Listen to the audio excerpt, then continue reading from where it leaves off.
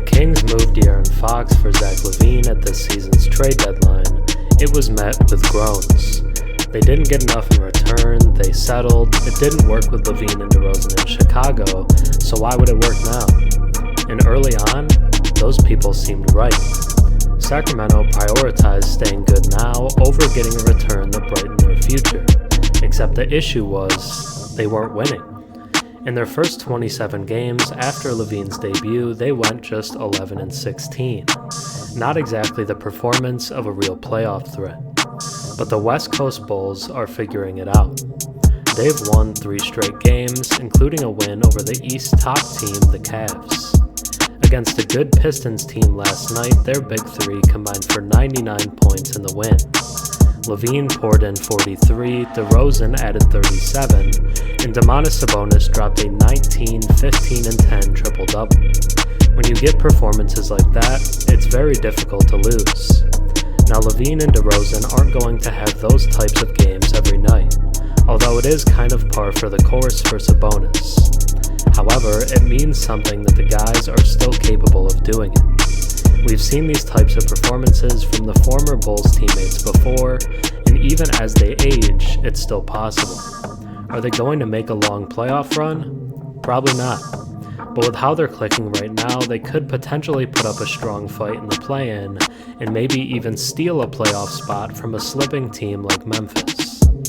The new-look Kings are better than we thought. Now, let's take a deeper look. Before we get more into the West Coast Bulls, if you enjoy my content and watch a few videos of mine, think about subscribing. 96% of my viewers are actually not subscribed, so if you watched it before and enjoy the content, drop a sub and comment down below. It really helps the channel. The Sacramento Kings picked up their second straight road win over a tough Eastern Conference opponent on Monday night, rallying from an 18-point deficit to beat the Pistons 127-117. Zach LaVine led the way for Sacramento, pouring in 43 points on 16 of 28 shooting, including a red-hot 8 of 11 from three-point range.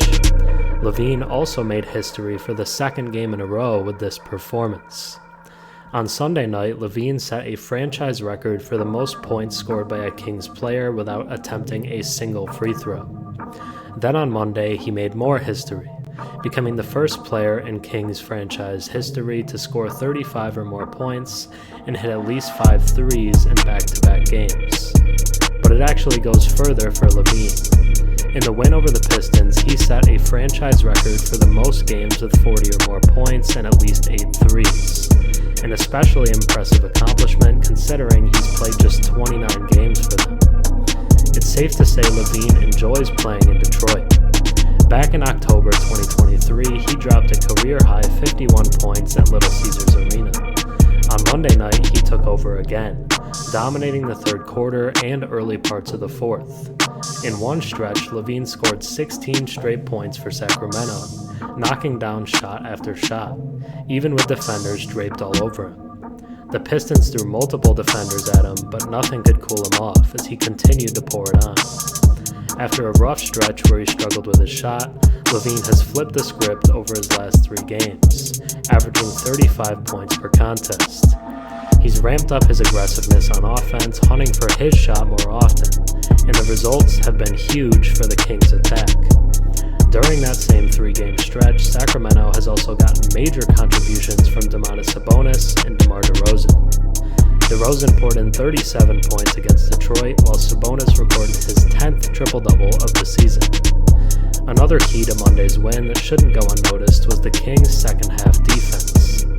After giving up 72 points at the break, they locked in after, holding the Pistons just 45 points over the final 2 quarters. The Kings' performance was even more impressive considering they were without one of their top defenders, forward Keegan Murray. They were also missing Jake LaRavia and lost guard Malik Monk to injury early in the game. A balanced offensive attack and a noticeable uptick in defensive intensity have been the driving forces behind Sacramento's 3 straight wins. A stark turnaround after starting their final road trip of the season 0-3, including a tough loss to the struggling Wizards. Now, the Kings head home for their final 3 games of the season, beginning Wednesday against the Denver Nuggets. One more win, or a single loss by the Suns, will officially clinch a spot in the play-in tournament for the Kings.